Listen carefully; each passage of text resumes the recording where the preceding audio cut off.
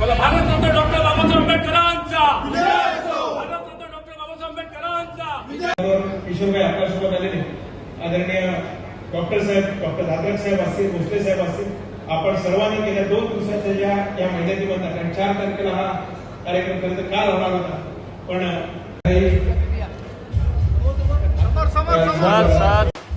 तदनंतर आपण रोहा अष्टमी नगर परिषदेच्या सन्मान्य नगराध्यक्षा माननीय कुमारी वनश्री शेडगे व त्यांच्या समवेत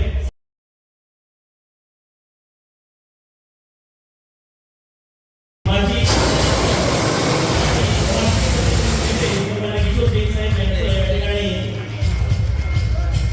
राष्ट्रपती भवनात सेवा मागून आणि पुष्पगुच्छ देऊन आपल्या परिवारामध्ये जाण्याचं स्वागत होण्याचा जोरदार टाळ्यांच्या गजरामध्ये देखील आपण सन्मान्य किशोर बेग यांचं स्वागत करूया. समवेत वांगणीचे माजी सरपंच संजय भोसले सहभाग नोंदवला आणि शिवसेना नागरिकांनी विभाग प्रमुख पदापासून सुरुवात त्यांनी पुढे केली आणि उपजिल्हा प्रमुख, रायगड जिल्हा प्रमुख, शिवसेना सहसंपर्क प्रमुख अशा पद्धतीने कामं त्यांनी त्या ठिकाणी केली.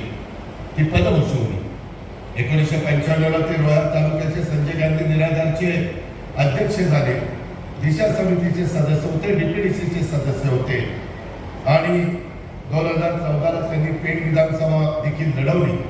जवळपास 44,000 मतं त्यांनी घेतली, पण रायगड जिल्हा परिषदेच्या नागरिकांनी गटातून 3,000 मताच्या लीडनी ते विजयी झाले. ग्रामपंचायतीत 17 पैकी 16 जागा जिंकत दणदणीत विजय त्यांनी मिळवला आणि अशा पद्धतीने त्यांचं काम. 96 साली त्यांनी एज्युकेशन विद्यासंकुल स्थापन केलं.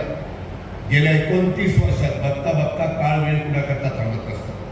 29 वर्षामध्ये कनिष्ठ महाविद्यालय, diploma engineering college, pharmacy college, त्याचबरोबर फार्मसीमध्ये डिप्लोमा आणि डिग्री, औद्योगिक वैद्यकीय शिक्षण, आयुर्वेदिक वैद्यकीय महाविद्यालय अशा अनेक गोष्टी त्यांनी केल्या. 2002ला माझ्या माहितीप्रमाणे जोगेश्वरी मर्चंट कोऑपरेटिव्ह बँकेची स्थापना केली आणि 11-12मध्ये त्यांना रायगड जिल्हा परिषदेने रायगड भूषण म्हणून पुरस्काराने गौरवलं.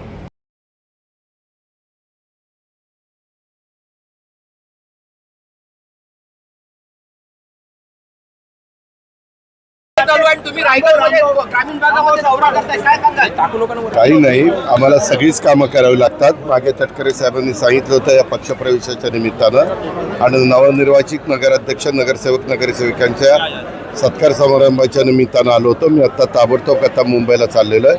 तेही काम करायचं आहे, हेही काम करायचं आहे. शेवटी निवडणुका पण महत्त्वाच्या आहेत, परंतु त्याचबरोबर कार्यकर्त्यांचं स्वागत करणं आणि कार्यकर्त्यांचं अभिनंदन करणं तेही तितकंच महत्त्वाचं आहे. म्हणून रायगडमध्ये आलो.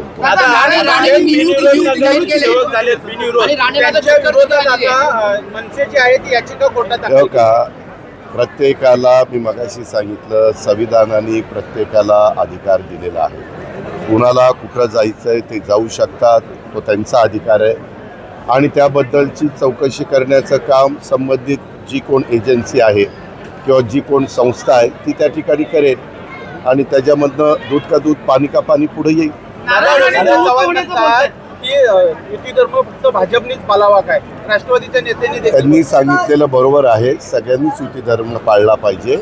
आम्ही पण त्या ठिकाणी पाळतो.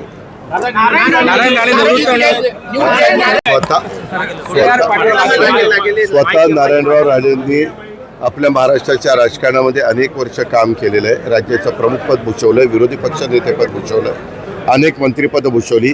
ह्या कोकणवासियांनी त्यांना खासदार पण केलं, केंद्रीय मंत्री पण केलं आणि वेगवेगळ्या ठिकाणी अनेक ठिकाणी त्यांनी कामं केली.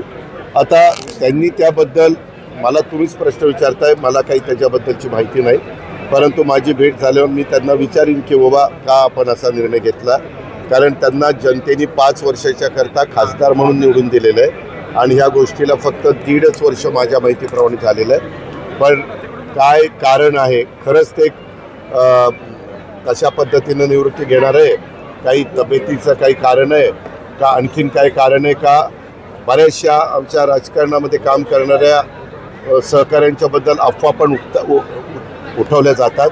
तर ही अफवा आहे, ते त्यांच्याशी बोलल्यावरच वस्तुस्थिती कळेल.